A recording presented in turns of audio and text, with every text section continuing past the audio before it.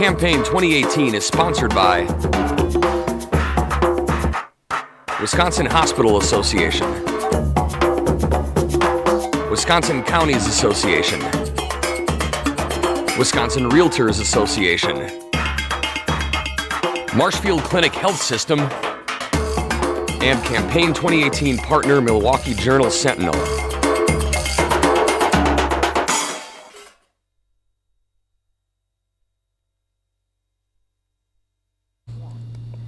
Michelle Zahn of Juneau is a Democratic candidate in the 13th Senate District.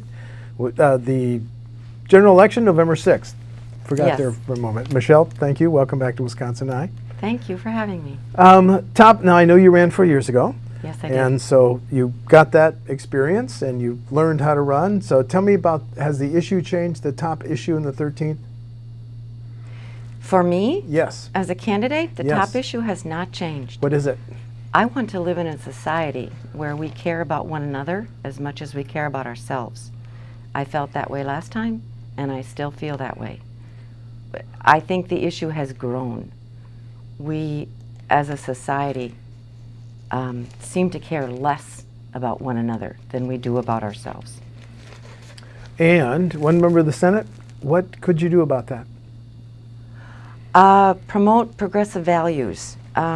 I would like to, first of all, have more leaders who respect science, more leaders who understand that climate change is a real issue and that we need to address it. Universal health care. The country of Bhutan measures gross national happiness instead of gross domestic product. And they have found that by measuring the happiness first, or by being concerned about the happiness and the well-being of its citizens, the gross domestic product has grown. And that's because happy people are healthier. Their marriages last longer. Their children do better in school. Happy employees do better work. If we as a society, and by extension a government, become more concerned with whether or not people are happy, then everything else will follow. Everything else will grow.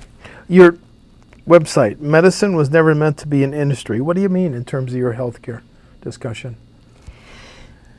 As I see it, the medical industry currently is about pleasing its stockholders.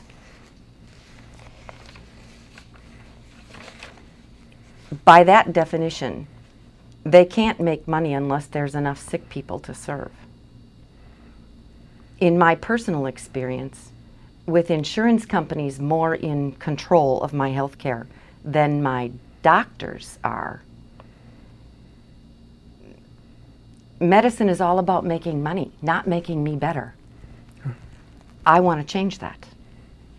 What about in the rural areas where people are older, young people are leaving, and government is providing more health care through Medicare and Medicaid?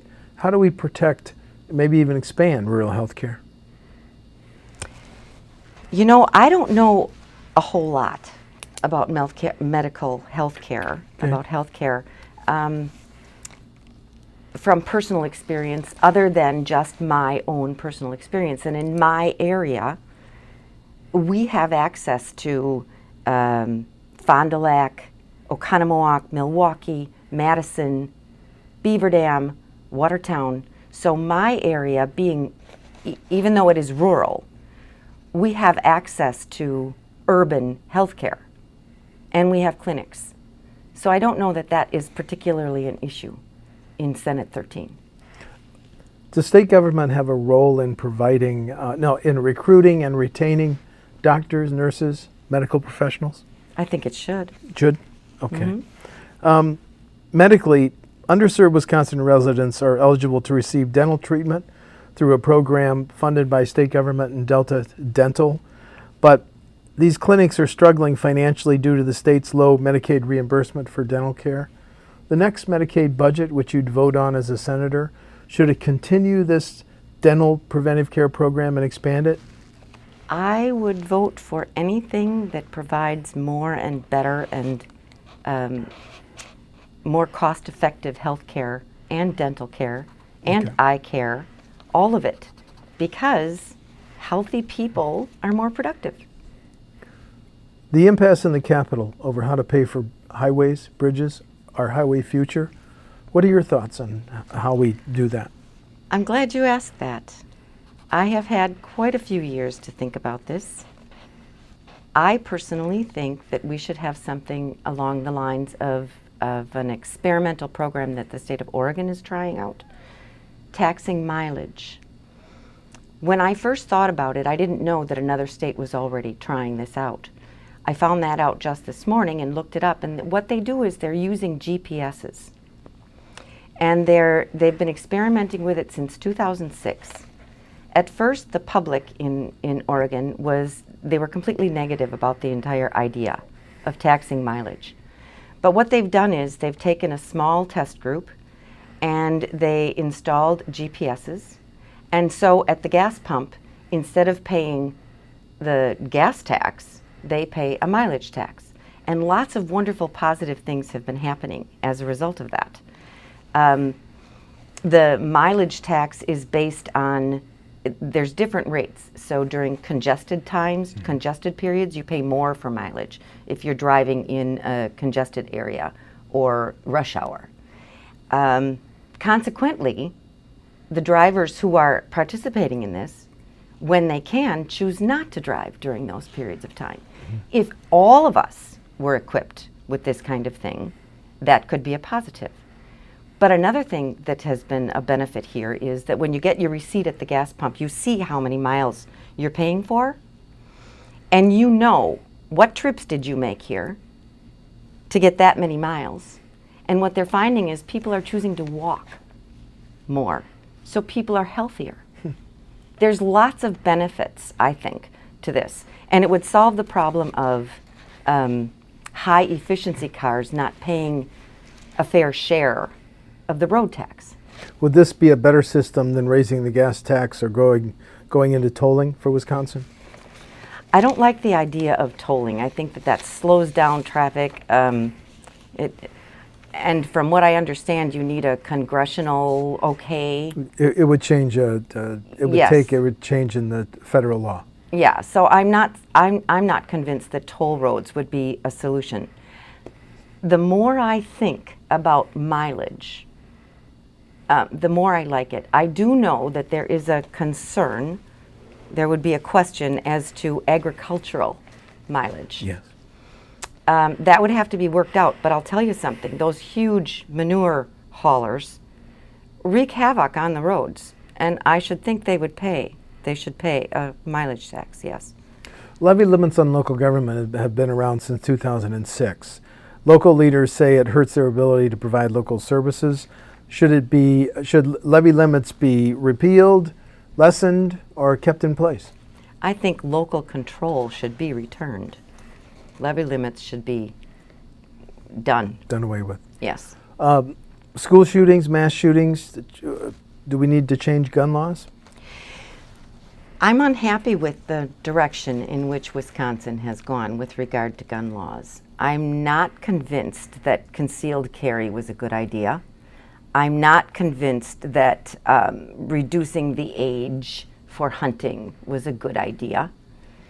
I'm disappointed that our legislature didn't keep or reinstitute at least a 48-hour, if not a 72-hour waiting period for purchasing weapons. I think that every single sale of weapons should have a background check. And further, I have suggested that we consider, after having public input, public discussion, and we should come back to that in a minute. I think we should consider controlling the sale of ammunition the same way we control the sale of Sudafed. The current state budget includes a large increase in funding for K-12 public schools. Do we need a similar large increase in the next state budget? Yes. The large increase currently still does not meet the level of support we had before Act 10. I fully support free public education 4 years post-secondary. You do? I do, and I would advocate for that. And how would you pay for that? Would you raise taxes to pay for that? I would change our priorities in taxes. We wouldn't necessarily have to raise them, but I would change our priorities in taxes. I would not do something like Foxconn. Against Foxconn, it's a I bad am investment? absolutely against Foxconn. It amounts to $500 per man, woman, and child in the state of Wisconsin initially, and ultimately more than $2,000 per man, woman, and child in the entire state for that business. And that money is not going to stay here. That money is going to China or Taiwan. That's ludicrous. If we're going to support business, we should support local business. Go back to a K-12 issue. The choice program, the voucher program, has started in Milwaukee, expanded to Racine, now statewide. Your position on choice? They were talking about doing something like that when I was going to high school. So that's a long time ago. They started it in, you said 1990? In the I 1990s. have not seen any improvement in public or private education as a result of this. We need our tax dollars to support public education, not private education. Prisons. The Waupun and Green Bay prisons were built in the 1800s. We're closing the 2 juvenile prisons in northern Wisconsin. Do we need a new state prison? I would like to revisit the reasons for putting people into incarceration in the first place. We don't spend enough on mental health care. A lot of people end up in prisons because of lack of mental health care. Many people have been incarcerated for nonviolent crimes. Mm-hmm. I don't see that that is productive. I don't see that that is a good use of human resource. I'd like to revisit that, and no, I don't think we need to build more prisons.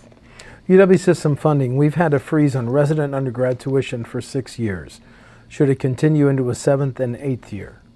I'm not sure that freezing tuition is the answer. I am disappointed to learn that in 2006, UW-Madison ranked in the top 10 universities in 57 of its disciplines. Now they're 28th in that particular study, 68th by Forbes magazine. We used to be in the top 10. That was in 2006. What's changed between then and now? Funding, Your Republican position, leadership. thank you. Your position on medical and recreational marijuana, should they both be legalized? Yes, I said that 4 years ago, and I still feel that way. Do you say that to raise more money for education and other priorities, or just because it's you believe it should be a moral choice? The states that have legalized it have found that they do have more tax dollars to spend on good programs like schools, like medicine, like healthcare.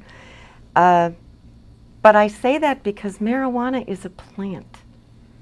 And the original reason for making it illegal no longer holds water. There isn't any reason for us to use legal resources and prisons to control marijuana. There just isn't. Final question, differences between you and the incumbent, the majority leader you're challenging on November 6th? In his own words, Scott Fitzgerald's top priority is to maintain Republican control in the state.